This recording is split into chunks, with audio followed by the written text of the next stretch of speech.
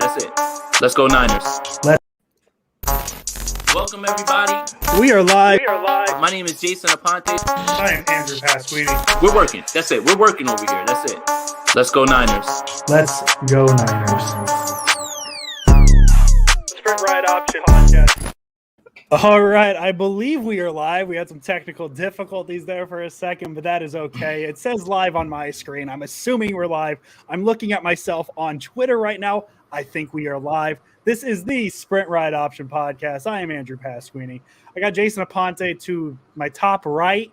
As you guys can see, we got a couple of guests, recurring guests, we're going to call them.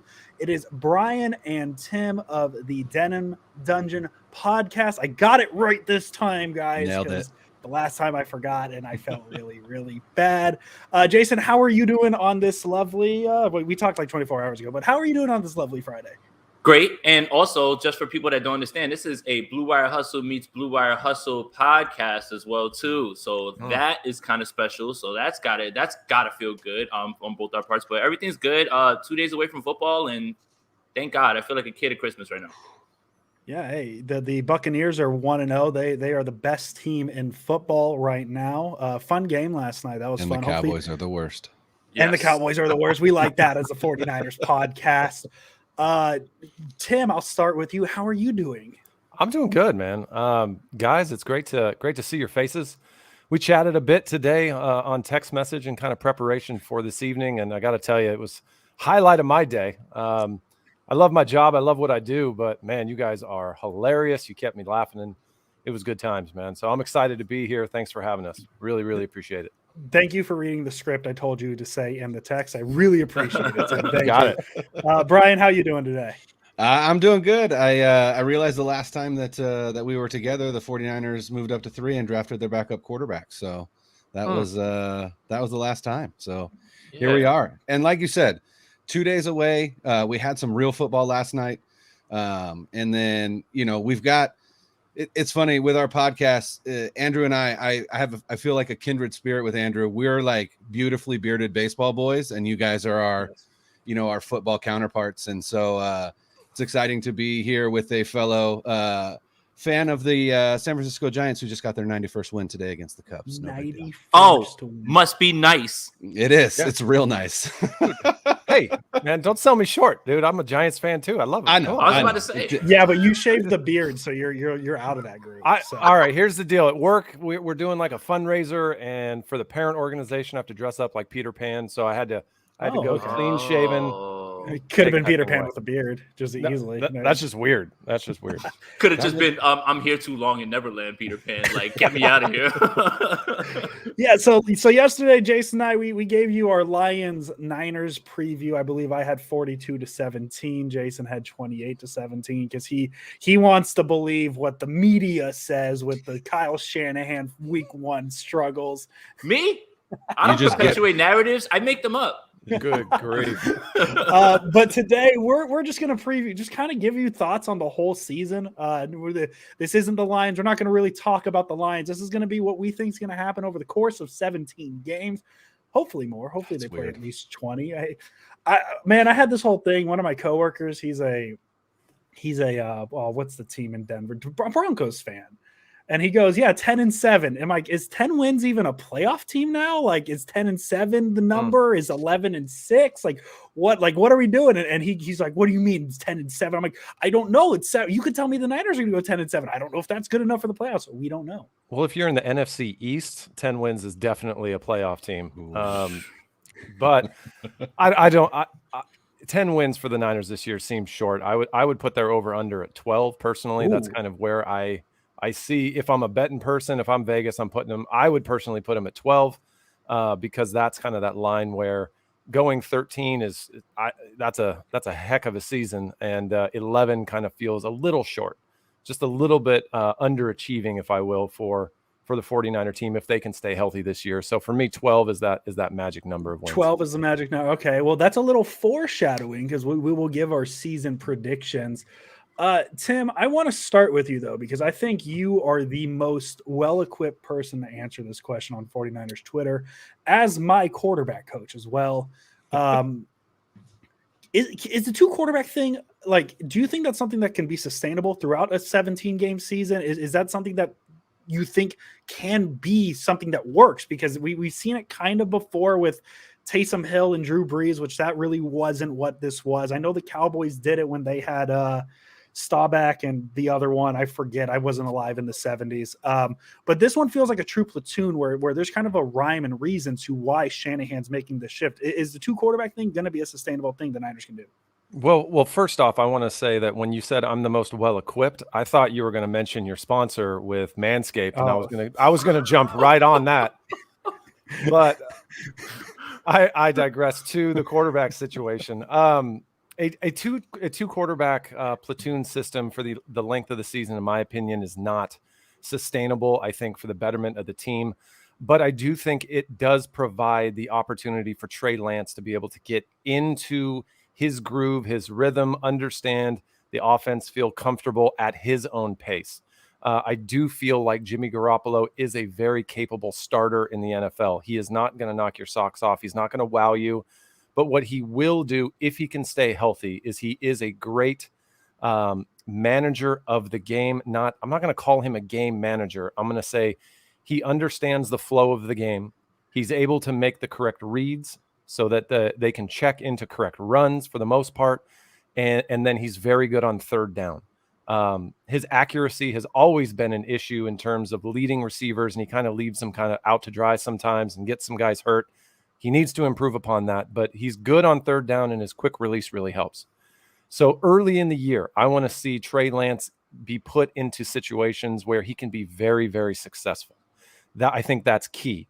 Against the Lions, there is no need to put Trey Lance out. I would like to see Trey Lance go out 5 to 8 snaps in very, very successful opportunities, high completion percentage opportunities, or a situation where he feels like he can make the correct read or have some positive outcome. Because it's just my opinion. I've played in a system in college. For a little while, I did platoon with another guy. I would get a quarter. The other guy would get a quarter. And it was hard to get the flow of the game. And sometimes you would feel like you're really in rhythm. And then all of a sudden, just as you're starting to feel it, the next guy goes in and gets some reps. But it ultimately comes down to what are the two guys' attitudes going to be. And I feel like they're both team first guys. I feel like no matter what happens moving forward, Shanahan has at least that part correct at this moment. So it's Jimmy's season to start. I think he could lose his job in the first 2 weeks. The 49ers should run the table. They should roll Detroit, and they should roll Philadelphia. There shouldn't be any question about that. So if the 49ers find themselves in some trouble, I think the trouble will come from the quarterback position, at least on the offensive side of the ball. Yeah, and you actually hit the nail on the head. What I was going to ask about next is what it would do with the flow of like what the quarterback, and you said going out every quarter mess with your flow a little bit. I'd assume with what the Niners are doing, where if it's anything like the third preseason game, going in the middle of drives probably does that more so as well too, right? Well, it depends on the situation, because if you're going in and you specifically know what you're looking for, and you have either a run pass situation or a certain yardage situation, you know you're going to go out with a certain personnel group, you can kind of game plan for that, and you can be ready to kind of be implemented into that, find success, and then come out where you don't have the whole scope of everything. I think we would see problematic if we see one guy really get going and then he's just pulled and the other guy's inserted into the offense for multiple plays, whether or not he's successful or not. That's very good insight. And that's exactly why I had that question for you. You are the quarterback expert here. And Jason and I have given thoughts. Jason, I know you feel like it's something that can be done well, right? It can be. I mean, we have a bit of a blueprint, you know, the like you said, the Taysom Hill thing and Jameis Winston thing, that's not the same thing, because again, the predictability, when Taysom Hill's on the field, that means it's 99% chance that it's a run. And at one time that it's a pass, you're blown away at the fact that he even threw the ball. No, Trey Lance doesn't have that. And Trey Lance should offer that sort of pressure on a defense. And we have that blueprint with Alex Smith and Colin Kaepernick, I believe.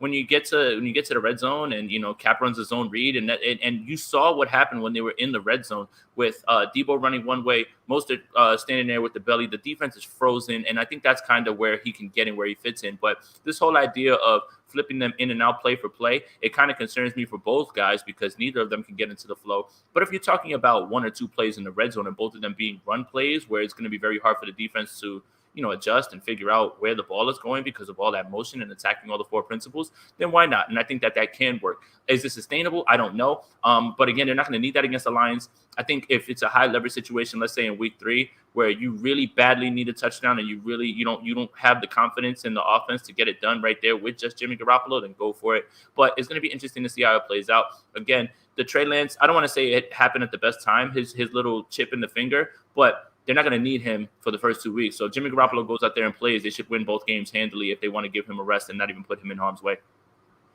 Yeah, and Brian, I'll finish with you because you mentioned how with the last time we talked was the draft, and they drafted their backup quarterback at 3. Yeah. I'll ask you the question that I've kind of been avoiding on this podcast. When or if do you think the change will be made where the keys are fully given to Trey Lance?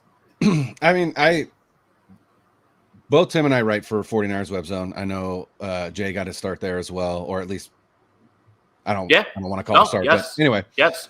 And we had a roundtable where they asked that question, and my initial response, and this was towards the beginning of camp, was it was the Bears game, and the reason being was because that was the first game after the trade deadline, and to me, I still think the best case scenario for the 49ers and their future success is that Jimmy plays well, and Jimmy increases his trade value to the point where there could be a team at that point during the season that looks to make that trade mid-season.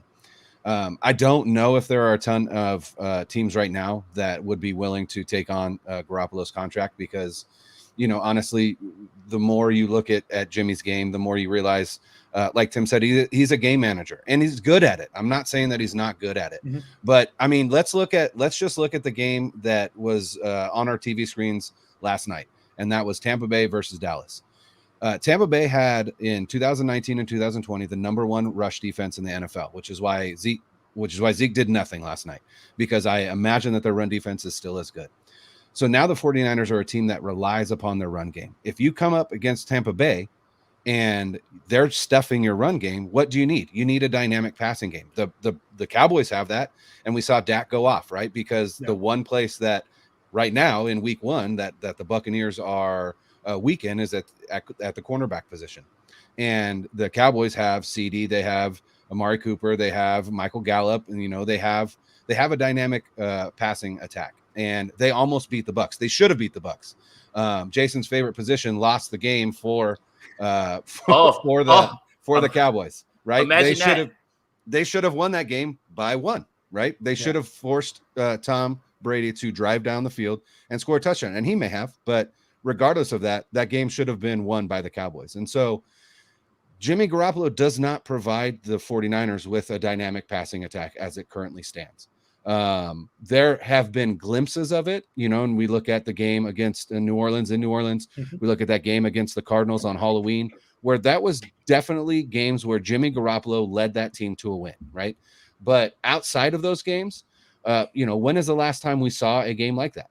He had that throw, that miraculous throw against LA to win at the end of the season, and then he capably led the offense against Seattle, but again, I believe in that game he had 0 touchdowns, if I'm not mistaken.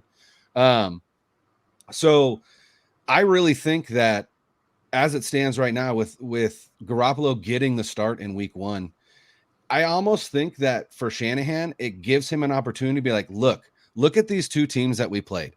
We should have lit the scoreboard up. And if we don't, I think that actually gives him a small window to be like, hey, let's go to Trey. Let's see what we get with him.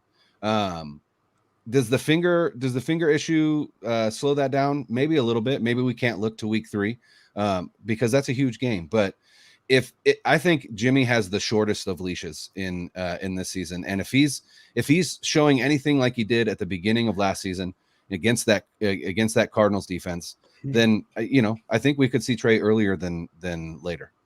The funny thing is too is that there is a world where Jimmy Garoppolo could struggle and they would be 2-0.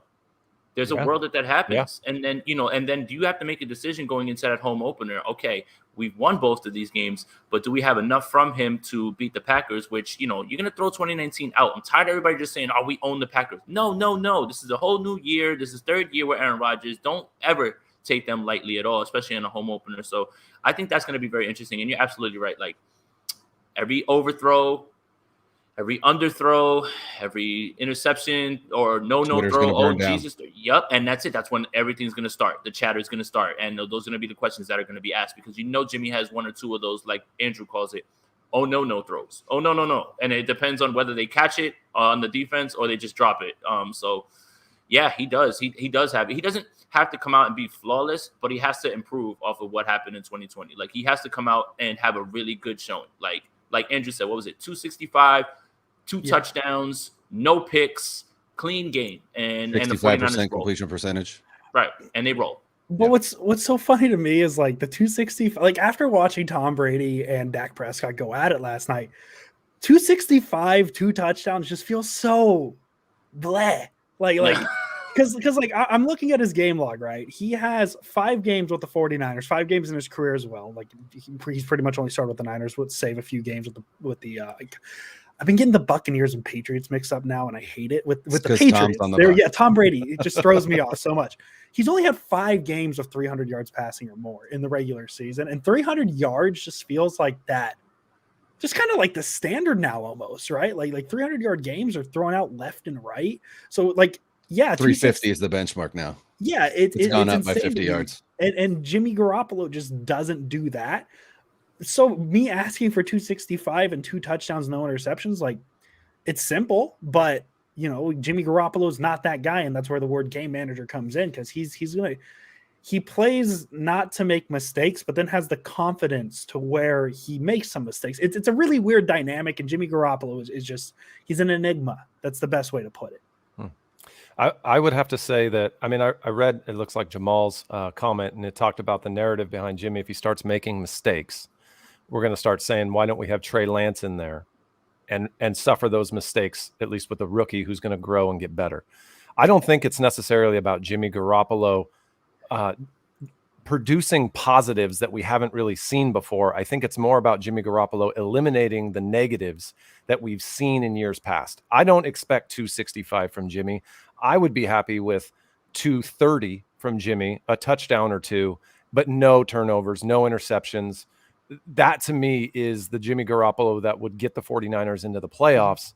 Not a Jimmy Garoppolo extending the field. Like, we know what works for Jimmy and a healthy Niners team.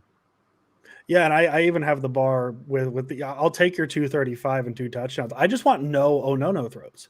That's all I want. That's for me. That's my bench point of him growing. And I said it yesterday on the podcast that like he looks like he's moving better in the pocket.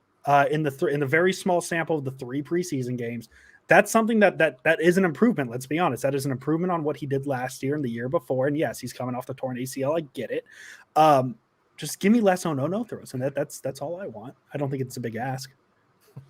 It's like how when I go golfing, I judge my round based on the amount of balls that I've lost, not on my actual strokes. Exactly. So at some point, for Jimmy, it's like if you don't have any no throws, I don't care what you did, just as long as you got that, we're good. Yeah, and I'm gonna just abruptly change it because we spent 20 minutes in the quarterback position. We've had the whole offseason to talk about it. Brian, I want to ask you this question because I think we're going to go from the position that everybody likes to talk about to the position that's probably the most solidified one on the 49ers. That's the defensive line. The 2019 49ers defensive line was a big part to that defensive turnaround. We know they only had 2 interceptions in 2018. So what does John Lynch do? Doesn't touch the secondary. He says, hey, we're going to get a pass rush. There's a lot of depth on this 2021 team, Brian. Can this pass rush be better than that 2019 team? I think it can, just because there's more depth on the edge than there was in 2019. In 2019, it was pretty much Bosa and Ford, and then you had Armstead. but all of Armstead's sacks actually came when he slipped inside on obvious passing downs. I actually don't think he got a single sack from the edge position that year. And so there's just more depth at the edge position with Bosa, with Ford, and then also with Samson Ebukam. Simpson, I stick to my story. I'm sorry. And then Arden Key, and then also Jordan Willis. Jordan Willis will be back week 6, and Jordan Willis was dominating in camp and during the preseason. So there's just more depth at that position. There isn't as much depth, I think, on the inside without DeForest Buckner there, obviously. And with Kinlaw and his bulky knee, we don't really know what's going to happen there. But I think with the talent that they have inside and outside, and a more aggressive D'Amico Ryans coordinating the defense than Robert Saleh, I think their pass rush will be better just because they've got the horses on the line. But also I think that they're going to dial up some blitzes, and I think we're going to see Fred Warner and Dre Greenlaw and probably Hufanga and possibly even Jimmy Ward sneaking in with 1 to 5 sacks, I would assume, as well. See, I like how you guys work, because you just easily flowed into the question I was going to go with. Tim, do you think we're going to see a more aggressive? How much more aggressive is this Niners defense going to be with D'Amico Ryans as the defensive coordinator? Because Robert Saleh really liked to rush 4 every so often. He'd surprise you and go, we're rushing 5 this time. Is it going to be a lot more aggressive? Is it going to be minimally aggressive? Because I'm assuming it's going to be at least a little bit more aggressive. What do you expect to see from Ryans in his first year as the DC? I think situationally we're going to see some aggressive spots from D'Amico Ryans, but overall, when you have the talent top to bottom on the roster that the 49ers do on the defensive side of the ball, you don't have to take risks. You don't have to put yourself in a position to where you're exposing part of your defense. The 49ers have probably the deepest defensive line that I've seen in recent years. Mm-hmm. Definitely more depth than 2019, but I would argue the fact that even the top end caliber is going to be highlighted even more, because now you don't have to use D Ford except for on rushing downs. Like, he is going to play 10 to 15 snaps probably a game, but those are going to be geared towards situational pass rush. Like, there's no doubt in his mind he gets to pin his ears back and he gets to light his hair on fire and he gets to go. Okay. Same with Nick Bosa. Like, Nick Bosa was an every down player in 2019.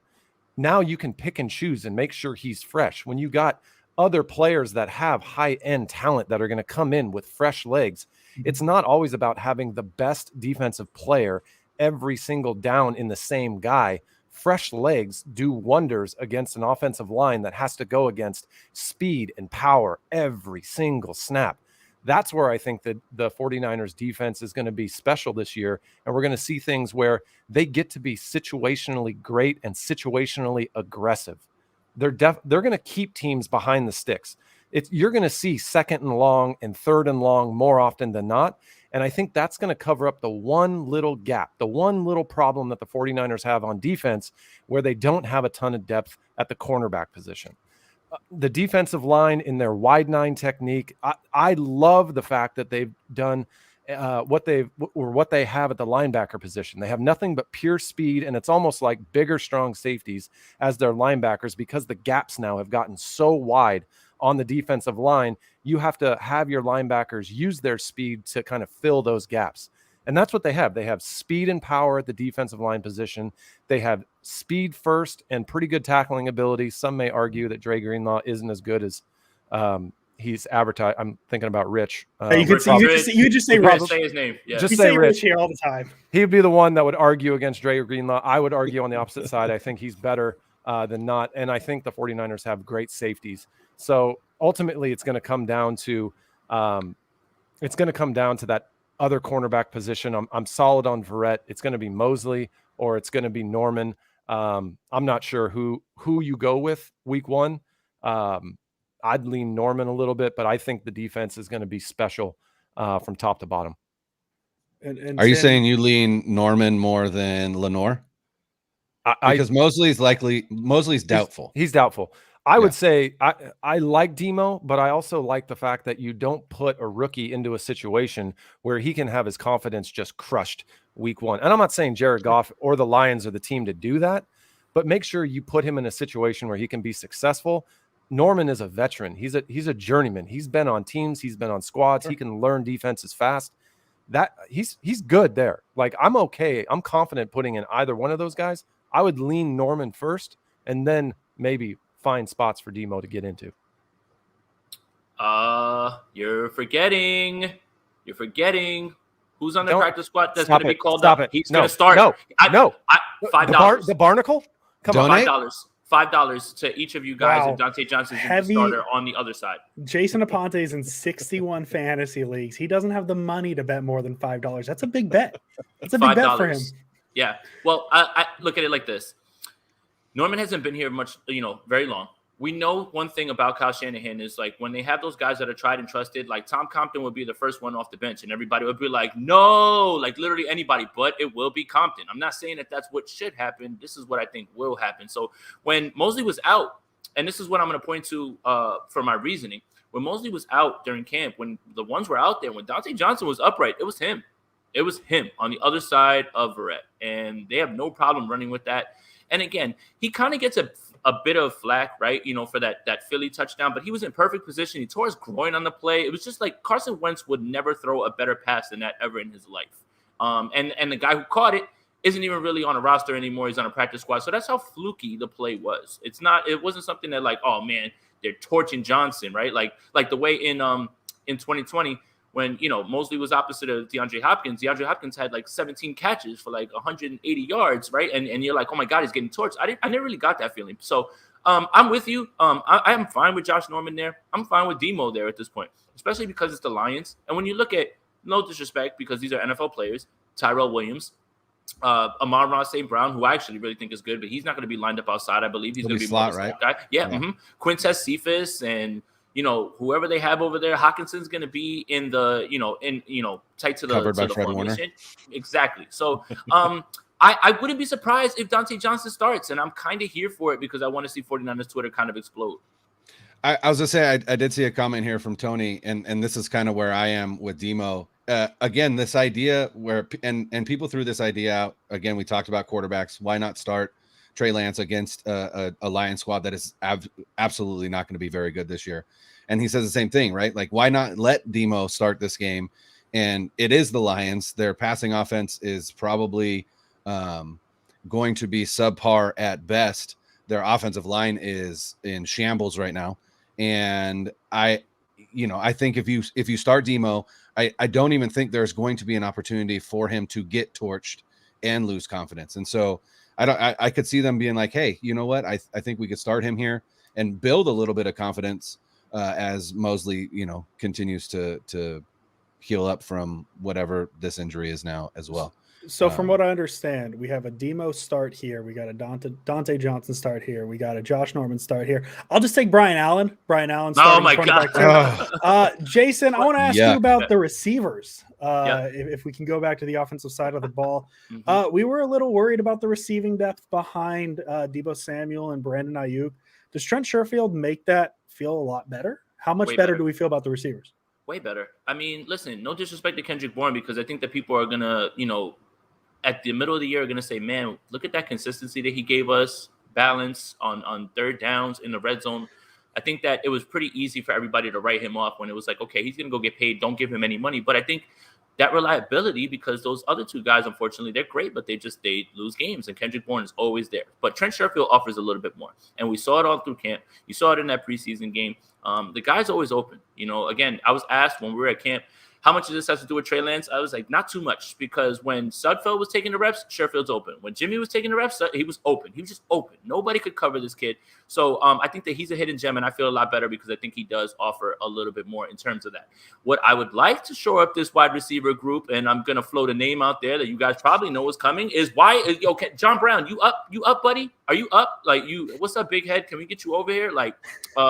Because, listen, say what you want about John Brown being a guy who's at the tail end of his career, fine. But the way that they used him in Buffalo when Stephon Diggs was there was they threw him tunnel screens and they blocked in front of him and they let him get his speed out in front. Who does that sound like? And don't tell me that John Brown is not going to be more of an impactful player than the bottom half of this roster, i.e. Mohamed Sanu, i.e. another guy that I keep piling on who's not even going to be in this game because he's already out. I would like to see a little bit more. John Brown would make me feel way better about this wide receiver core and would offer some sort of dynamic positions. Like if you move him in the slot and you have a slot corner trying to cover John Brown downfield, Godspeed. The problem is who's going to, get him the ball. So yeah, I mean, I'm going to keep banging the table for John Brown. And so I just can't believe that he's out there to be signed by anybody and no one's doing anything about it. And not only that, but the 49ers did make a move today. They restructured Ward's contract to free up, I believe, $7.5 million on the salary cap this year, which gives them now $8.5 million of room. I was told the only way to free up cap was cut Jimmy. Wow, that's weird. That's the quickest way to free up cap. That's the quickest way. No, it's not a very pragmatic way to do it. It is not. It is not. So they do have room to make a move like that, and I'm wondering if there just really hasn't been any traction on them bringing people in outside of Norman because they were up against it on the cap, and now they've got a little bit of breathing room. And I'd be interested to see if they either extend Lake and Tomlinson, which is another way for them to get a little bit of room. And then I think that's about it in terms of restructures. I think they could restructure Armstead and Tomlinson, right? I think they would have to extend Tomlinson. Okay. Yeah. But yeah, I think they're to speak about wide receivers, because this is again what happened in 2019. I really do think part of their belief is if we need a wide receiver, we can go get one at the trade deadline. And so all that takes is capital, obviously, and they don't have as much. And then they have to have cap room. And so I think they're working on that right now. Cynthia, we are live. Yes, we are. Just want to answer her because she's day one. We got to answer her whenever she asks questions. Hey, Andrew, can I just say one thing about Trent Sherfield? Yes, is that I'm a very big believer in when either Hall of Famers or future Hall of Famers speak loudly about a player. And Larry Fitzgerald was raving about Trent Sherfield. He knows him. He's the guy that mentored him in Arizona. And just to hear the passion and the excitement that he talked about, he just knows that Trent Sherfield needs to get a shot, and he's going to produce. So I'm very, very high on Trent Sherfield. I think he is an upgrade over Kendrick Bourne. No disrespect to KB. I think KB had great hands, and he did what he does very, very well. But I do think Trent Sherfield gives the ability. He runs routes extremely well. He finds himself open. He's sure-handed. He's built he's yoked. Built. Like that dude is different. That dude. Thank you. Crack the egg. That dude he's going to be a difference maker. I promise you at some point during the year, we're going to be talking about that man as a difference maker on the offense for being a wide receiver 3. Come on now. If Ayuk and Debo can produce at the rate that they're supposed to based upon their draft stock and the potential they have, Sherfield is, for having a 1-2-3 punch, that's pretty darn good. He's more dynamic than Kendrick Bourne ever dreamed of being, and that's part of it as well. Well, that was my last question that I had for Tim before we get into some fun stuff with predictions and we could get wild with it. Who's gonna be, because for me, the thing I always liked about Kendrick Bourne is he played as like that big body receiver. He wasn't the biggest guy, but like when they needed 6 yards, they would get the ball to him in the middle. I always felt like my hottest take on last year and the year before that was he was their best red zone option. Who's gonna step in and be the Niners' best red zone option in 2021 without Bourne? Juwan Jennings. Period. Like everyone raved about that dude at Tennessee when he was there. Like their fan base, the people they were so high on him, and you don't get to be at that point without actually doing something productive. For me, like he's the guy. Like he's going to be the big body guy. I think we saw a little bit of it in the preseason. I think he's going to be very sure-handed. I think he's going to find himself in situations in the red zone where he's going to capitalize on it, and I think he's going to make the most out of every opportunity he gets. Jennings is my guy. Perfect. And that's what I've heard as well with him is he's got the size, and like when they brought in Sanu, that was the first name that felt like it was going to be the very obvious one, but with what I've heard from Jennings and what Jason has told me of Jennings, like he could easily fill that role. And it's just so funny how quick it went from the Niners receiving core was Ayuk and Debo and just hope they stay healthy. And now it's, hey, we're feeling pretty decent about it. And now we're really only talking about the right guard and the secondary position. So I'm just going to abruptly transition here. Let's talk some predictions. Let's start. I'm going to start with cold predictions. So like, your hot takes. We're going to start with a cold take. What's something, Tim, that you are 100% convinced will happen this year in the realm of the 49ers season? Oh, geez, just putting me on the spot for something like that, huh? I'm going to have to say that I'm 100% convinced that we are going to be looking for something different in regards to the kicking game moving into next year. I do not have confidence in Gold, and I do not have confidence in Wisnowski. I think Jay might actually, there's nothing about those two guys right now moving out of the preseason. I know Wisnowski had some booming punts, but I'm just looking at his overall body of work. Those are the type of guys right now that I just don't feel good about. Don Burr's there again. Yeah, Don we feel good about Don Burr. Don Burr is We love here. Don Burr. We're very pro Don Burr on this podcast. Yes, John, absolutely. we appreciate the donation, John, by the way. Thank you, buddy. Appreciate you as always, man. We love Don Burr here. Don Burr is my favorite Lions fan. Jason, don't take the kicker thing because Tim just took it. You're not allowed to take his now because I know you can get. Well, we don't have 20 minutes to talk about kickers anymore. Look, Robbie Gould's not going anywhere because for some reason the 49ers thought it was prudent to sign him to a deal that makes it harder to get out and allows more dead cap later on. So Robbie Gould's not going anywhere. Smooth move, guys. You guys are killing it on the kicking front. Anyway. Cold take, George Kittle sets a career high in touchdowns this year. Okay. I think that when you ask the question about who's going to be the red zone guy, I think that it's going to be him, especially if Jimmy Garoppolo is the guy that's going to be there for a large part of the season. Look, it didn't end well, but in camp at the red zone, he was looking. He had eyes only for him, basically, in certain spots, and it worked out. I saw him throw a lot more jump balls his way. And, unfortunately, the one that he threw to Derwin James was, he looked at him the entire time. But he has eyes for George Kittle. I think George Kittle actually puts it together and is on the field for an entire season. And I think he shatters his touchdown output. And I think that's a cold take, in my opinion. Don, we appreciate the donation as well. Thank you for the donation, buddy. Hey, man, I love the belief in the Lions. We're here for it. Please join us for every. Honestly, Jason, for our preview shows, I'm cool with Don being the third pick, like for all the Niner games this year. Easily. Brian, give me your cold take of this season. Oh man, so you guys kind of went. Well, Tim went special teams. Jay went offense. So I'll go defense, and I'm going to say that Fred Warner has 5 interceptions or more this year. I think that I think that. More teams are going to try and attack the middle of the field because they just simply won't have as much time in the pocket as they would against other teams because of the ferocious pass rush. And so, I think Warner is arguably the best cover linebacker in the NFL. He holds down the middle of the field and, facing enough quarterbacks this season that could be trying to make their living on the underneath routes and whatnot. And so I think he's going to have 5 interceptions or more this season. Love it. My cold prediction teeters on hot a little bit, but I don't think it's a bold prediction to say the starting quarterback week 1 starts all 17 games.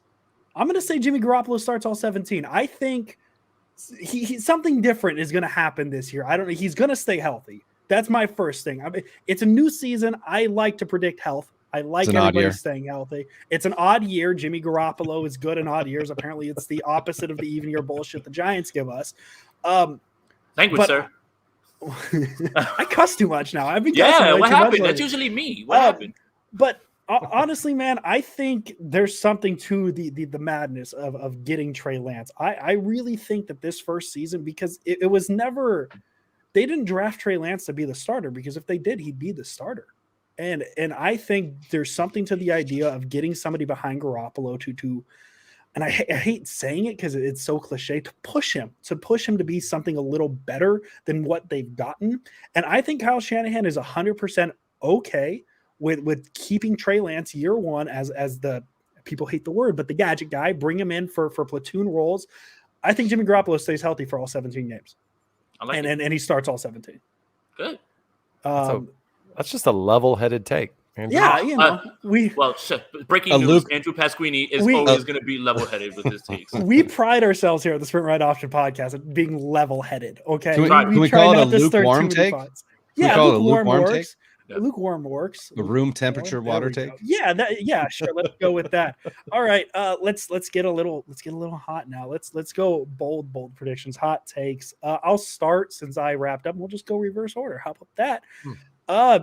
3,296. That is the current rushing yard record in the NFL for a team. The Ravens did that. I believe it was 2019, not 2020. The Niners have the advantage of a 17th game that the Ravens did not get. I think this is going to be a very run-first team.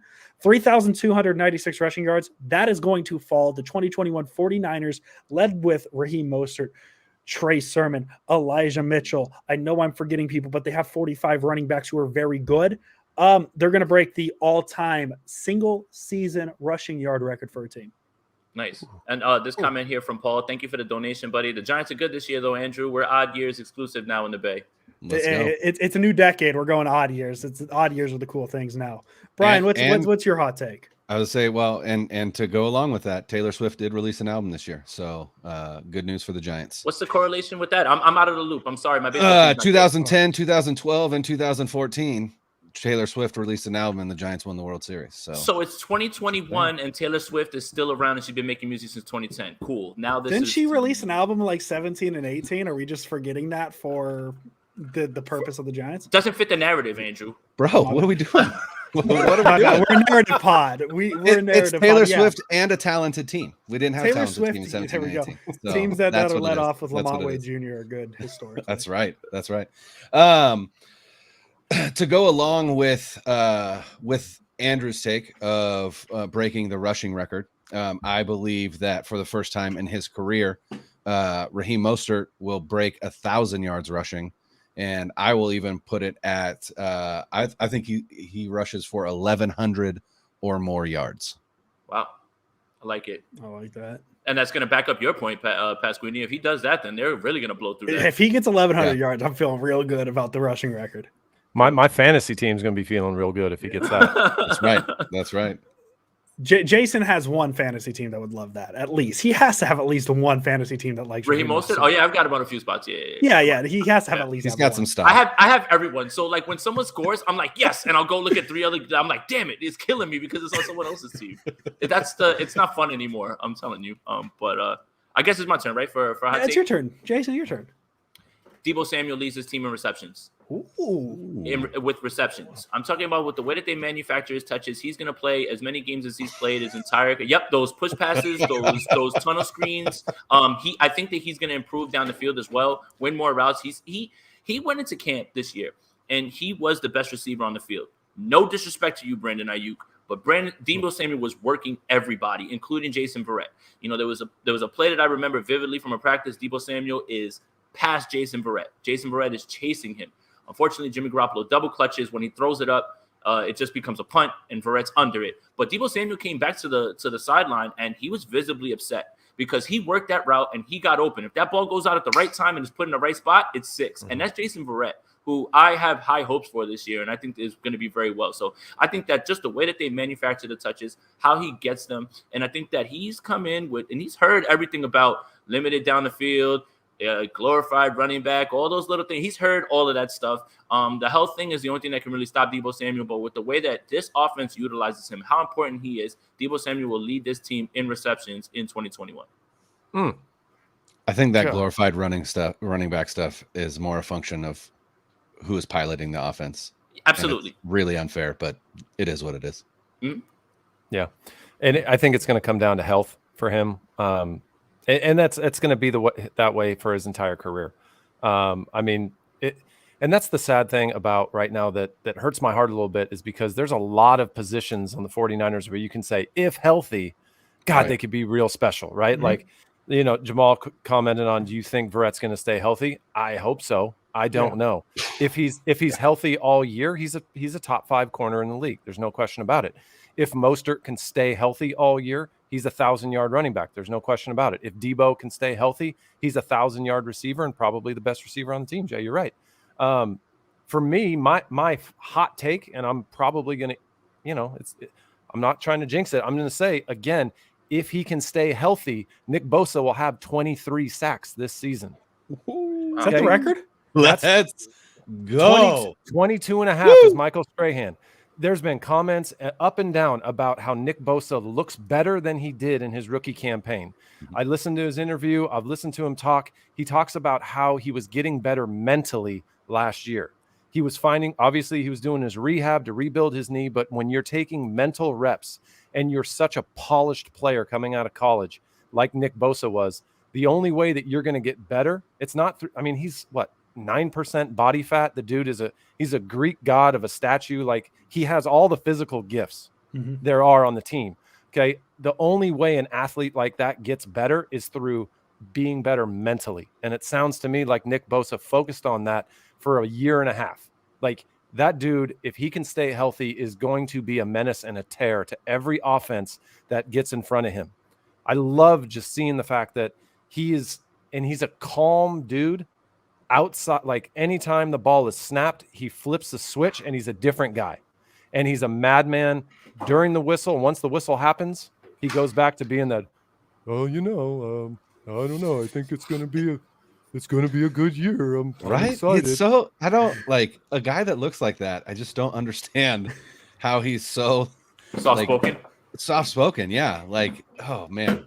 But as far as talent goes, I think the TJ Watt contract definitely is going to be kind of hanging out there, in the sense that Nick Bosa understands that he has the opportunity to be the highest paid defensive player in the game, period. Go out and get it. And if he can stay healthy, I think that's something he can do. Can we add one more part to the prediction, Tim, before we dive into the next part here? Will Week 18, will the 23rd sack come on Matt Stafford just conceding the play and giving him the record? Whatever it takes, man. Whatever it takes. Because that's how Strahan broke it, right? No. Favre fell, right? Favre fell before he touched him. Yep. He was going to get sacked no matter what. Okay. Like, let's just be real about the situation.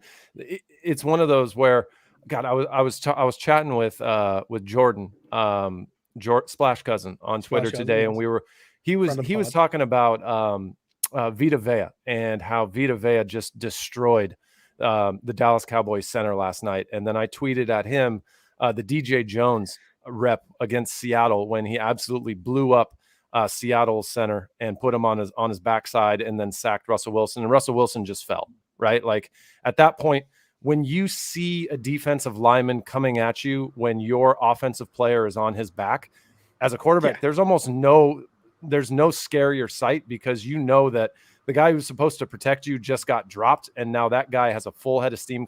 I'm going to duck down too. And that's just the way it goes. So I don't blame Brett Favre for that. No. Michael Strahan's coming at him. Yeah, lay down, dude. Lay down. Give it to him. He earned it. All right. I love that reference, Andrew. That was awesome too. Thank you. Favre totally gave up on that one, and I'll 100%. Never forget that. Yeah. I just to go along with Tim's prediction, I just think it's a good omen that Bosa's first rep back in full padded practice was a sack. First rep. That feels great. It feels really good. Let's go. So I have the rushing record falling. Tim has this all-time sack record falling. Deebo Samuel's leading the team in receptions, and Raheem Mostert's getting 1,100 rushing yards. We'll end with this one. Jason, I'm going to start with you because you're the only one who hasn't batted lead off on these questions. Final record, position in the NFC West, playoff result if they make the playoffs in your prediction.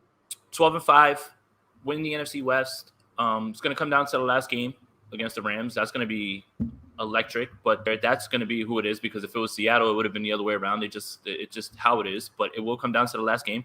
They'll probably end up third. They'll win their first game, and I think that they kind of bow out in the divisional, and I would be fine with that. Like, if they ran up against the Bucs and the Bucs beat them, that's not a down season. That's a successful year and you're trending in the right direction with your quarterback of the future. So 49er fans, I know that you want to win a Super Bowl, and obviously that's the goal. But I don't think that it should be Super Bowl or bust. Like if the 49ers win one playoff game and they give the Bucs a hell of a game in the divisional and they come up short, nothing wrong with that. That's a successful year, and you're moving in the right direction, and you turn it over to Trey Lance. So I'm firmly going to stick with that. You know what I've been seeing, Andrew? I've been seeing a lot of people stealing your style when it comes to the prediction of the Super Bowl.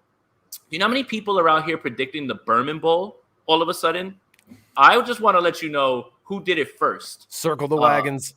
Nobody circles the wagons like the Buffalo Bills. But if Chris that Berman happens, Andrew, people are going to hate this podcast because I'm going to spend 2 weeks yelling on this podcast. No one circles the wagons. People will hate me. Bills week was really fun because Andrew came up with this really cool thing. And, he talked about it because remember, Andrew's younger than us, but we all remember every single year, Chris Berman, Bills, Niners, Bills, Niners, Bills, every Niners. Year. Never happened once. Never happened one time. He could predict it this year and be spot on. Yeah, this is his year to do it. He better not go away from it because this is the year. Like I'm in trouble then. I've seen a lot of people share that same sentiment of the Berman Bowl and the same things that Andrew's talking about. So yeah. The Chris Berman Bowl would be a very fun Super Bowl. Tim, do you have the Chris Berman Bowl as your Niner finish?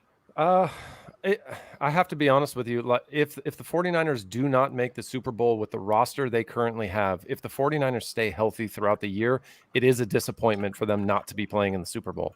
And I do feel like it is the Kansas City Chiefs and the Buffalo Bills as the two best teams in the AFC. I think the Cleveland Browns are right there behind them, but I think it's going to come down to Patrick Mahomes or Josh Allen in the Super Bowl. And it's going to be the Bucs and the Niners in the NFC Championship game. That's how it comes down to it. I think the Niners finished with 12 wins. I agree with Jason. I kind of said it earlier in the podcast. I appreciate it. It just makes me feel good when somebody like yourself takes an answer of mine. It makes me feel real good about myself. We're all about plagiarism here on the Spin Right Option Podcast. Hey, you know what? If beg, borrow, and steal, that's what you have to do to get ahead. So the Niners, they're gonna finish with 12 wins. I do think they're gonna win the NFC West as well. I think they're gonna take the 2 seed in this year's NFC conference. They're going to end up going to Tampa Bay to play the Bucs in the NFC Championship game. And you know what? If we're in the Final Four, obviously it's a coin toss no matter what each way. Yeah. And you know what? As long as they give it their best shot, you don't leave 2 interceptions out on the field. You don't fumble a punt return or pull a Kyle Williams or anything like that. That to me is a very successful season. I'm happy with that. Tony wants to follow up with a question, Jason, if you want to put it on the screen.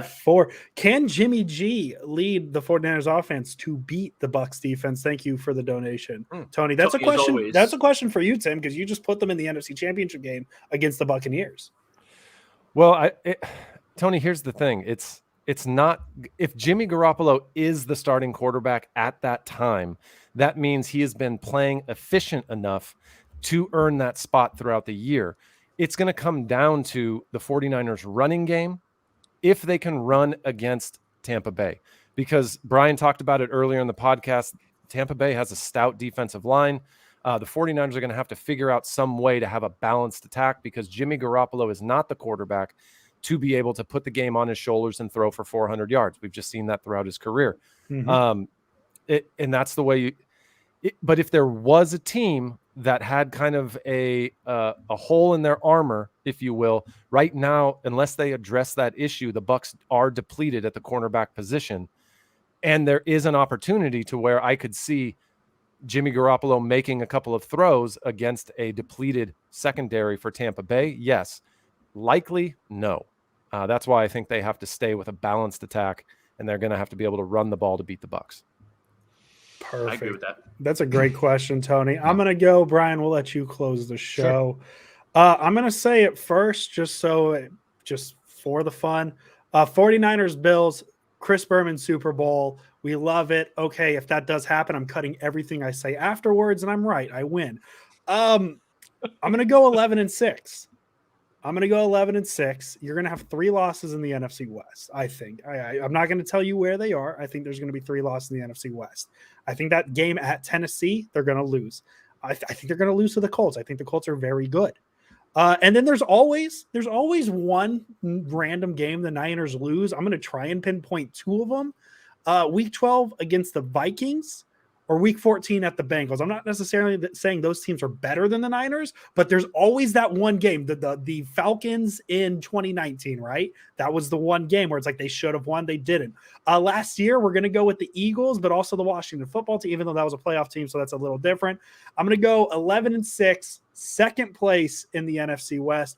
Archinoy took my point before I could say it. I think the Rams win the division, and the Packers get a little harder when you got to play them at Lambeau in January, and I think the season ends in the divisional round in Green Bay. So that's my prediction, but this whole part gets cut if it's Niners Bills in the Super Bowl, and I'm right. Brian, you want to close it out? What's your prediction for the 2021 Niners? Maybe a little more positive than me, or join me and be a little more negative. It's not. I don't think it's negative, but it is actually the same as you. I have them finishing 11-6. I think they're going to split in the NFC West all 4 games. I think all 4 teams are going to go 1-1 in the West. It is the best division in football. I don't think there's really any question whether that's fact or fiction. The 49ers, the Seahawks, the Cardinals, and the Rams, there just isn't a division that's better. And honestly, like I'm a big believer in the Rams. I think Stafford in that offense with McVay. And I don't think we know what we're going to get out of that. I think we're not prepared for it. And I think that they're going to steamroll some guys, some teams. I don't think they're going to steamroll the 49ers, but I think they're going to split with the Niners. And so that's 4 losses within the division. And so again, going 11-6, that leaves room for 2 kind of weird losses here or there, or just losses against teams that at the time are better, right? I definitely am not super positive about the game against the Packers week 3, just because the Packers are going to be running that new Brandon Staley style defense. And Aaron Rodgers is Aaron Rodgers. And so I don't know if the 49ers offense is going to be at its peak yet in week 3. Like you said, Andrew, that Colts game looks to be a little difficult, although the nice thing about it is it does come off their bye. And then there's just a game at Tennessee late in the season. Could be, a game where Derrick Henry just gets the ball 45 times and just mans up and dominates that game. And so there's just, I think, room for for those losses that maybe you look at the schedule right now and you're like, well, I think we could beat that team, because honestly on paper the 49ers do have one of the better rosters in the NFL. Like there's no question about that. And I do think they are a playoff team. I think they're the second place team in the NFC West behind the Rams. And I do think they also lose in the divisional round, probably to the Bucks. But who knows? I have another hot take that's about to go. Well, it's not really a hot take, but I think that it's going to happen. Well, 2 of them. 1, Jimmy Ward's an All-Pro this year. Okay. And 2, love it. And 2, Jaquiski Tartt makes his first Pro Bowl. Okay. Because he plays the whole year. Back to both safeties get their credit, and this fan base who has swung their whole perception of both of them has an outpouring of love this year for both of those guys. So let me ask you this then. How many turnovers does Jimmy Ward cause in his All-Pro year? Don't care. I don't 400. care. I'm not one of those people. You know that. It doesn't matter. I'm not saying it matters, but I'm saying if you're talking about All-Pro, I have a feeling there's gonna have to be some turnovers caused in there, whether that be interceptions or fumbles. But he'll have more, and we talked about it because we saw on Twitter where somebody was saying that the Bucs safeties, the Seattle Seahawks safeties are better than both those guys, and I was like, oh my goodness, there's an epidemic of drugs that are going on in Seattle, because that doesn't make any sense. That's true, though. That's not false, but yeah, that's a true statement. Oh, it is. Okay, well, there you go. Yeah. So Jimmy Ward, though, is like, they're talking about Jamal Adams and whoever it is, and Jamal Adams is spinning around like a top trying to cover Stephon Diggs, and Julian Edelman's cooking him, and Jimmy Ward is clamping Robert Woods on the outside. He's clamping Cooper Kupp in the slot, your favorite tight end. So again, turnovers are one thing, But when you throw the ball and it's a pass breakup, or you can't throw the ball to one of your receivers because your free safety is locking them up, all right, it's not a turnover, but come on, like that flexibility, you guys have to start to understand what you can do with that. You can send more guys, and you can just leave him on the island. And in a pinch, if God forbid something happens to K1 Williams, Jimmy Ward can play slot. Yeah. And I don't know why you even mess around with anybody else at this point. No. Do you think that again, in order for those safeties to earn a Pro Bowl or All-Pro designation, do you see the 49ers playing more too high this year than they did in previous years? See, I don't know about that, because in the preseason, right, they were running single high with Hufanga, and they ran too high when they were doing their installs. And this is what I wanted to talk about when you were talking about the pass rush and it being a little bit more aggressive, was the fronts that they were showing with D'Amico. They had D Ford at the 4 tech. They had Kevin Gibbons outside, so they weren't just messing around with just Bosa and Ford on one side and just sending them to go. I think that they're like, you're going to see exotic fronts. You're going to see much more pressure. And those things are going to lead to quarterbacks either getting the ball tipped or rushing their passes. And all that stuff is going to, they're going to be playing a lot of man on the back end. That's another thing that I noticed too, where that's the reason that Trey Lance was running off on them on all those zone reads. They had their backs turned, and he was just, gashing them for run after run after run. But I think they'll have a lot more turnover-worthy chances, because when they were running 4 with Saleh, it would just be sacks. They would just get sacks, and it would just be 4, and everybody would just be covered. But if they're trying to get things out because they notice single, right? They have single. You have the look that you want, but there's 6 guys coming at you now. That's when the problems will happen. That's when you see balls go up in the air, fall down into people's hands, and you'll see a change in that. Beautiful. Well, Tim, Brian, we always appreciate you guys coming on. There's always a spot for you guys, so just text us. You have our numbers now. I finally saved you guys' numbers, so I know who's who. I can't wait to see you guys at the home opener. I really can't. Are you guys going excited. out? Wait. You guys going out? We'll be out there.